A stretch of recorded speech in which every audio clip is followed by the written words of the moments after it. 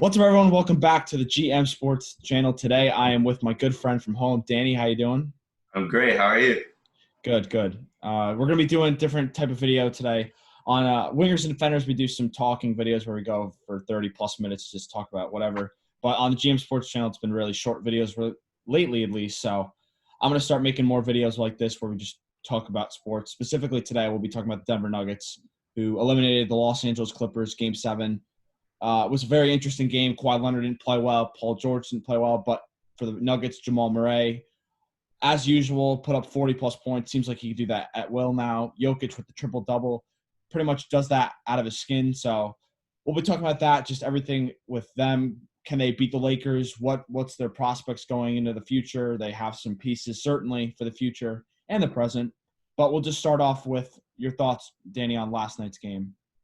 I think the Nuggets played incredible. The chemistry that the Nuggets played with and the confidence was truly incredible, in my opinion. I think they had help from the Clippers just because Kawhi and Paul George didn't have a good game at all. And it's a problem when Montrezl Harrell is the leading scorer on your team. Yeah, I think Kawhi shot 6 for 22 last night. And Paul George, when I looked at the numbers, was 2 for 11 from 3. And I didn't get to watch the whole game. I was doing some other stuff. But when I was watching in the fourth quarter, you were seeing Paul George hit shots that were bricking off the backboard The in the side corner. It's incredible to see how poorly they played last night because you'd figure Doc Rivers, probably a Hall of Fame coach. You have a two-time champion, two-time Finals MVP Kawhi Leonard. Paul George, the supporting cast, this team, and everybody said it all year, was the Clippers had the deepest team in the league. Yeah. They were going to be able this team where they had an 8-man bench or 8-man rotation, wherever you want to put it. They just had pieces everywhere. Marcus Morris to go get in the trade deadline. Lou Williams, a 6-man a year pretty much every year. Montrezl Harrell's this dominant 4 who pretty much stretches defenses when he's their 5. Zubac, like all these guys, you would figure that they would show up for a Game 7. But if you want to talk about teams that are just as deep as the Clippers, the Nuggets are right there with them. I mean, they have a team that's got Jeremy Grant, Torrey Craig, Will Barton, who's not even there. Gary Harris came back. Exactly. And I think – and one of my friends said yesterday, like, you need to give credit to Gary Harris. I think Gary Harris came back Game 6 against Utah. Didn't play – he hadn't played since March. And now he's playing this big role for a team that's in the Western Conference Finals. I mean, I don't know what you think about Denver's team, but Gary Harris was definitely key to that series. Just him, just coming back in, just playing the instant key role on that team, just gave him a boost that they really needed throughout that series. Yeah, and I know a lot of people think about Michael Porter, and then he had his comments. I forget what game it was, but was complaining about touches and stuff. And obviously, he hasn't played a super big role, but he's just a guy that stretches the floor because of the size he has. He's really tall. Baby Durant, yes, I would definitely agree on that. He's definitely a guy that's going to be a star in this league, I think. Is once he gets more minutes, more touches, and I don't know what they're going to do because to me, if you want to keep this team together, I don't see why not. I think they have the ability to defend wings, which is going to be the test because when you're going up against the Lakers next series, LeBron's clearly the guy they're going to have to shut down or contain. Mm-hmm. And when you have Torrey Craig, you have Jeremy Grant, you even have Michael Porter. Those are 3 guys that can really force LeBron. And obviously you're going to have Anthony Davis too. But yeah, no, what are your thoughts on Michael Porter certainly going for the future at least?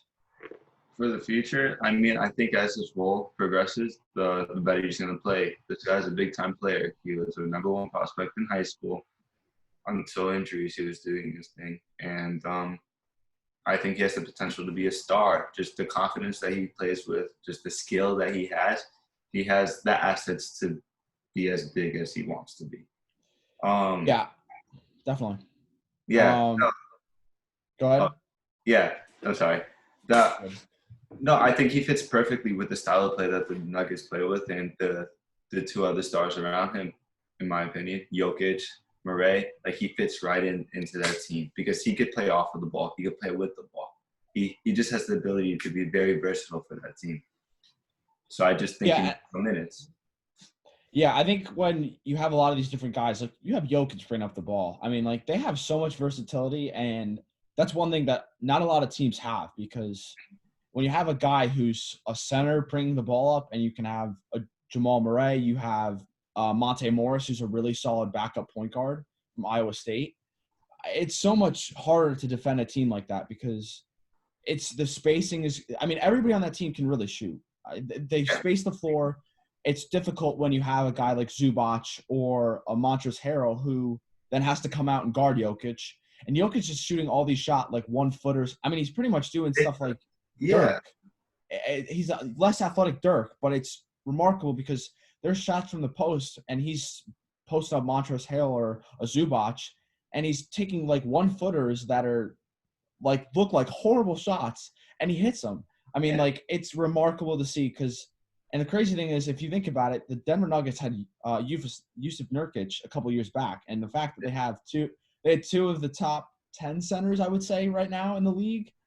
I mean, it's great. And another underrated part of this team is clearly their management because you can't build this type of team in a mid-major market. It's not one of those big Lakers or a New York market where they can just attract people. Exactly. Yeah, I mean, I'm impressed because I mean, last season we saw them get to a Game 7 against the Portland Trailblazers in the same series, and obviously, I think it was CJ McCollum had a really big game that day. But I mean, they have veteran presence. Paul Millsap's another guy. I mean, they're loaded. But I think clearly everybody wants to hear about what you think about Jamal Murray. Clearly, this guy's. I mean, I said it last night to some people. I think this guy's a top 5 point guard now. You got to put him in that conversation at least.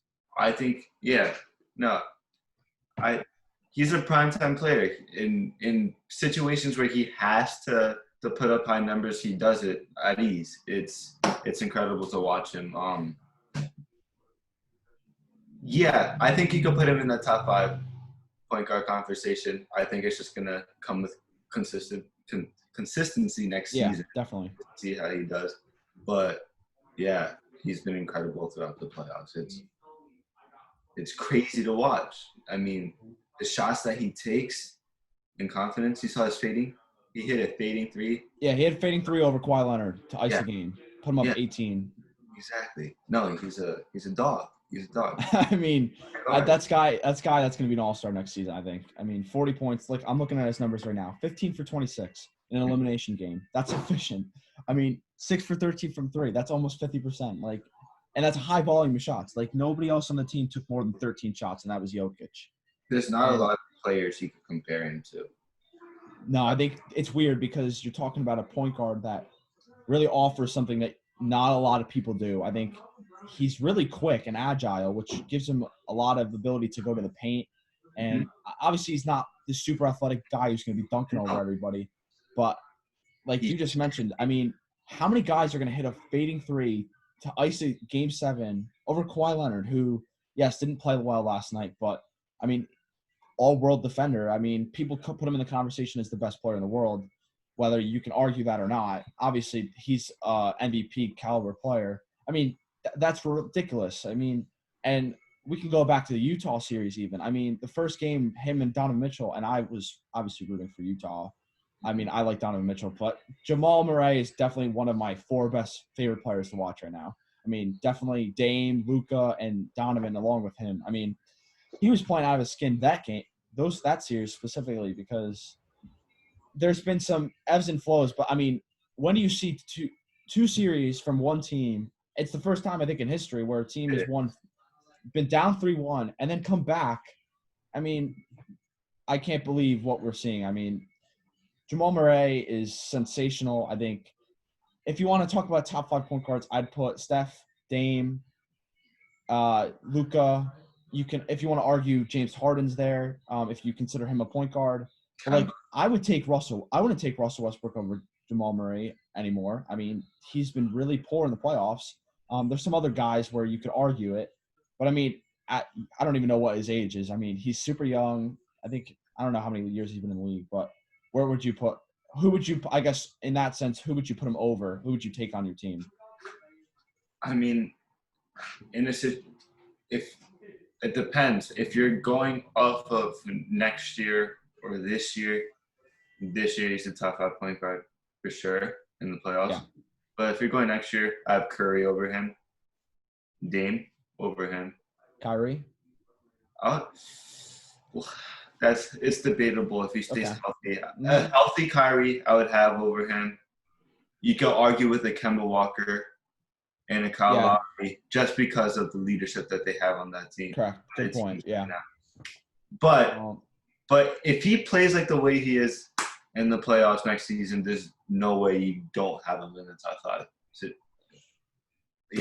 I agree. I think, good point you just made, because Kyle Lowry gets no credit. I mean, who knows what would happen if Kawhi Leonard stayed with the Raptors, because that's a really run team. I mean, they might lose Fred VanVleet in the summer.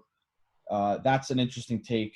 But, I agree. I think you have to certainly put him in the conversation because, I mean, even like, for example, Kemba Walker, great leader, great scorer. He's struggled in the playoffs. But, I think, like, just the way that Jamal Murray's progressed, like in the last – I mean, I didn't even see this coming in the regular season or even in restart. I mean, I felt like Denver was a sleeper, and I've always said that because last season they were not given enough credit either. Could they have done something compared to the Trailblazers did, because they got swept last year? Possibly. They had a different team. Obviously, just mentioned Michael Porter. That's a guy they were missing. And Jeremy Grant. Jeremy Grant's been one of the most underrated wings this season. I mean, the guy is literally just they pretty much put the most important offensive scorer on the other team, and they put him. I'm not sure if he was guarding Donovan Mitchell in the opening series, but I know he's been guarding Paul George and Kawhi.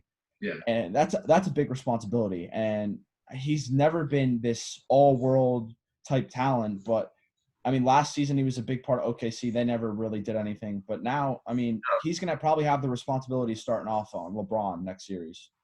I believe so. I mean, I feel like he's the most capable player to guard LeBron in this series. We'll see how he does with that.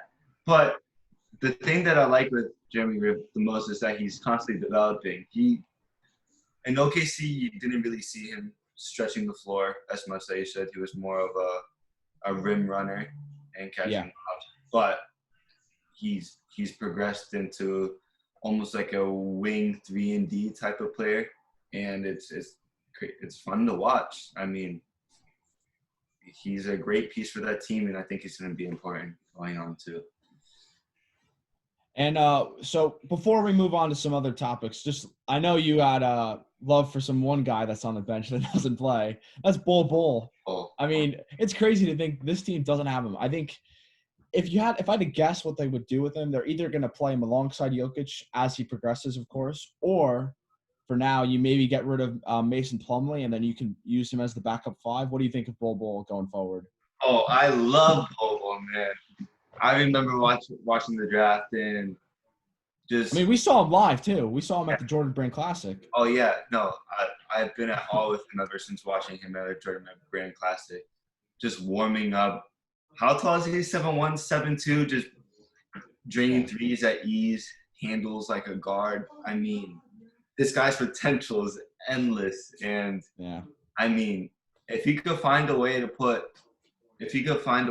him alongside with Jokic, Murray, and Michael Porter Jr., that's those are all young guys too. They're all in their. No. They haven't even hit their prime yet. I don't know what Jokic's age is. I'll check that right now. But yeah, I mean, you put a 7'1" guy next to Jokic. I mean, and Millsap's getting older. I mean, it's definitely capable for them to do that. And I mean, I like their coach. Mike Malone's been a fantastic guy for this team. Clearly, I mean, he just took down one of the best teams we've seen in recent history, talent-wise. The thing with Bol Bol is that he has the potential. I can't even think about this, but he has the potential to play either the three through the 5. Did you see the supersized lineup in the beginning of the bubble? Yeah, they play. Was it Plumlee as well?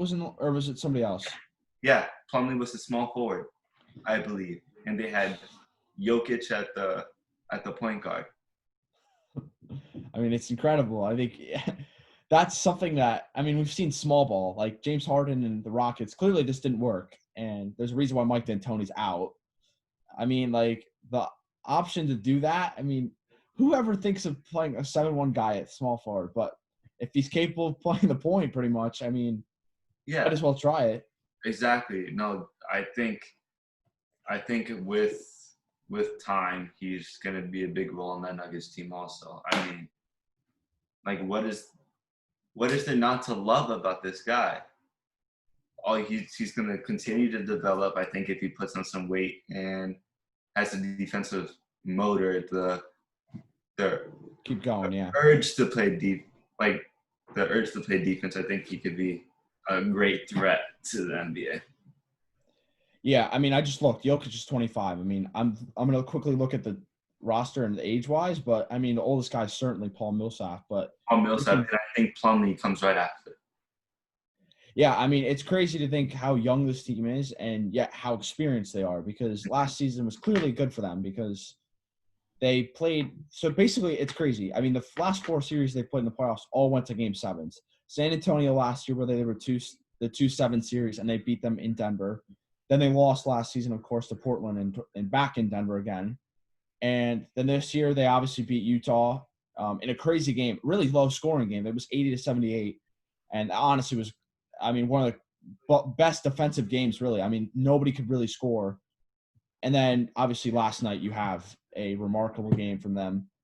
But the experience they got last season certainly has got to be something that's going to give them the chance at the Lakers. I think you can't get them out after the last 2 series. I mean, they were down 3-1 to it. I didn't expect Denver to go down 3-1 to Utah. I think once they lost game one, when Donovan Mitchell put up 50 plus, and they don't have Bogdanovich, or they didn't at least.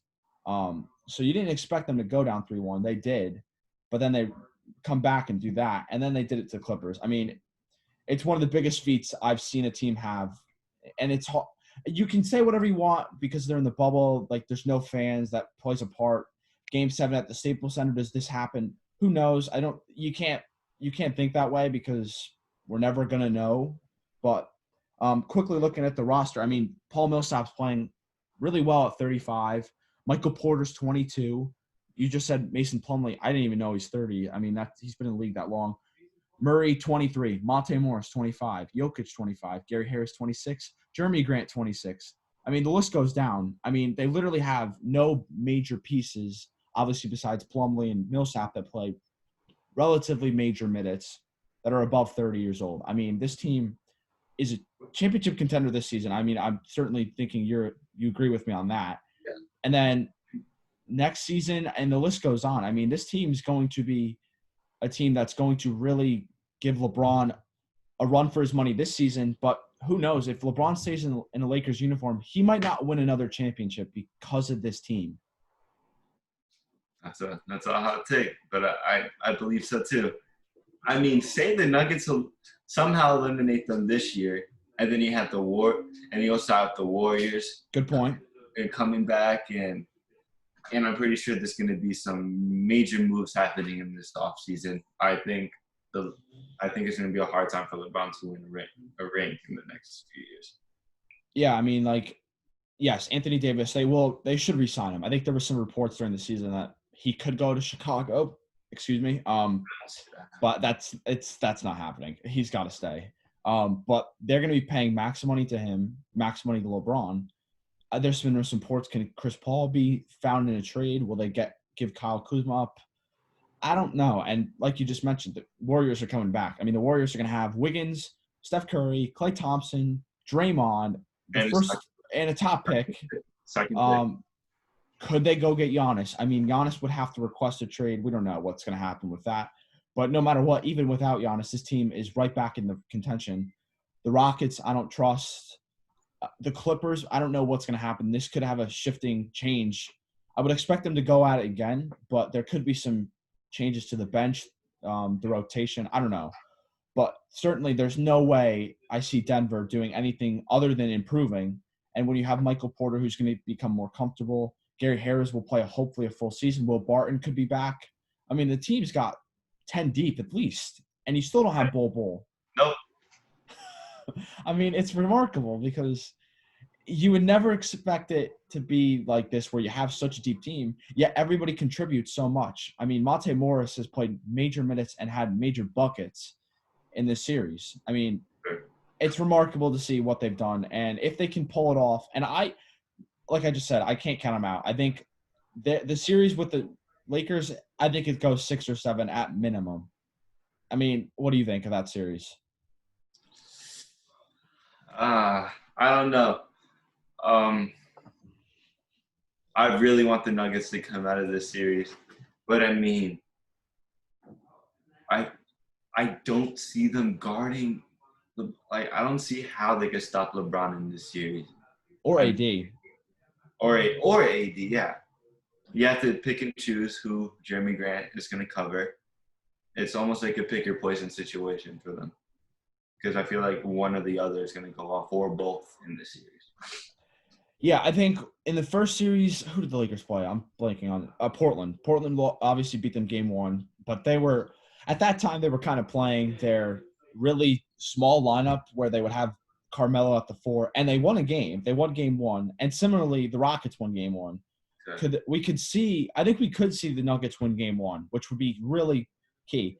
And clearly, the Nuggets are better than both Portland and Houston Rockets. So if they could win game 1, could they really just propel themselves? I think so, because I believe so too. the issue is going to be, I think, less it's going to be LeBron. I think it's not even going to be AD. I think you have to make sure you contain the rest of the team. Because when we see them lose, for example, I remember the Portland game 1 vividly. Danny Green shot the ball poorly. Caldwell Pope shot the ball poorly. Obviously, you're not going to be able to stop LeBron. You can only contain him. You can only contain AD. But it's going to matter on who's their third guy. Because Kuzma, I mean, like I said, I think the Rockets kind of had wings. I mean, they had Daniel House, Robert Covington, and I'm trying to blank on the other name. There's another guy, PJ Tucker. Those are your 3 guys that were, I guess, guarding Kuzma, who's either coming off the bench or starting. Those are the guys they're going to have to limit because I think we've seen the Lakers struggle when a third guy can't do anything because LeBron's 30-something years old. AD is obviously in his prime, but everybody else is role players at best. I mean, they don't have Avery Bradley, who's a really good wing defender. But, I mean, I don't know who guards Jamal Murray either. I mean, they're going to put Rondo on him. But, I mean, there's nothing like Pat Beverly, Kawhi Leonard, Paul George. Those are 3 guys just to name. No, there's nobody defensively that compares to those guys on the Clippers roster. What's going to be key for the Nuggets is who's going to step up. The role players are going to have to step up big. And Murray and Jokic are going to have to do what they've been doing this whole series, the whole playoffs. I mean, if they could do that or just play like the way they're playing consistently, I think they could take they could take the Lakers in a 7-game series, possibly. Yeah, and I think this is a big moment for Denver. I think when you talk about the Eastern Conference Finals, I mean, we saw a great game last night where Bam had a fantastic block to get them game 1 off Jason Tatum. But, I mean, those 2 teams aren't – I mean, you can't count them out. But I think this is a way of play at this point where you're talking about a finals where they could really win this thing. I mean, I predicted at one point in the first round that it was going to be Denver-Miami. I've also said Boston as well. It's been all over the place, but this is probably one of their best shots to go get one because the East could get weaker next year. Obviously, if Giannis goes, that makes things a lot different. There's going to be restructure with the 76ers. Miami looks like they're going to be there for a long period of time. So is Boston. But I think like this is a really good shot to go get one of them because say Boston comes in out of the East. Gordon Hayward's expected to come back game 4 or 5 in this conference finals. He's not going to be playing at his peak level. Then again, I can't say that at full confidence because Gary Harris has came back after missing 6 months and now is playing at not 100%, but he's playing as good as he can be, honestly. So I'm excited. I think without knowing what's going to happen, and obviously they're going to get some rest because obviously today's a day off for them before they come and play. I think they play on – I don't know what day Denver series starts, but it'll be tight. Obviously, you just mentioned they could send them to 7. Before we end this, could we get a quick prediction? For the series? Yes. Nuggets in 7. You know what? I want to ride the same train with you. I'm going Nuggets in 7. Might as well run with what we want. I would love to see Denver in the finals. I think that's something. Obviously, I mean, whatever your opinion is on LeBron, whoever's watching this, it's good. You would want to see him back in the finals, but you would also want to see something different. So you could take your pick. But this is our video on Denver. This is a new type of video, so we'll keep doing more. I'm sure I'll have Danny on with more basketball content. I'll be glad to join. Thank you for joining me. Please like, subscribe, and just give us any video ideas you want in the future.